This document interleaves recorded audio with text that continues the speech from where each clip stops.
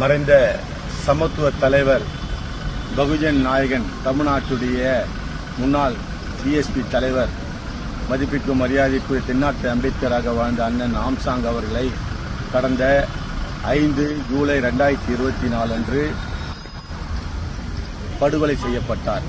இது ஒரு அரசியல் படுகொலை என்பதனால் இந்த வழக்கை விசாரணையில் தோல்வி ஏற்பட்டது என்று அவருடைய சகோதரர் அண்ணன் ஈனோஸ் ஆம்சாங் அவர்கள் இந்த விசாரணையை சிபிஐக்கு மாற்ற வேண்டும் என்று சென்னை உயர்நீதிமன்றத்திலே ஒரு மனு தாக்கல் செய்திருந்தார். அந்த மனுவின் அடிப்படையிலே மாண்புமிகு நீதியரசர் ஜஸ்டிஸ் வேல்முருகன் அவர்கள் விசாரணை செய்து இந்த வழக்கை சிபிஐக்கு மாற்றி உத்தரவிட்டது மட்டுமல்லாமல் அவர்கள் ஃபைல் செய்த சார்ஜ் ஷீட்டை பாஸ் செய்து உத்தரவு பிறப்பித்தார். இதை எதிர்த்து மாநில அரசாங்கம் உச்சநீதிமன்றத்திலே விசாரணைக்கு உச்சநீதிமன்றத்தை அணுகி மேல்முறையீடு செய்தது. அது இன்று விசாரணைக்கு வந்தபோது விசாரணையிலே சிபிஐ தொடர்ந்து விசாரணையை நடத்தும், அவர்கள் ஃபைல் செய்த மாநில அரசாங்கம் ஃபைல் செய்த சார்ஜ் ஷீட்டையும் ஸ்டே செய்கிறேன் என்று உத்தரவு இந்த உச்சநீதிமன்றத்தினால் ஆனரபிள் உச்சநீதிமன்றத்தினால் பிறப்பிக்கப்பட்டது. அதனால் சிபிஐ உயர்நீதிமன்றத்துடைய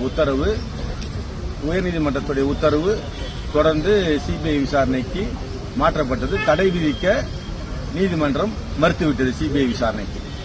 அதனால் சிபிஐ விசாரணை தொடரும் சென்னை உயர்நீதிமன்ற உத்தரவு பிரகாரம்.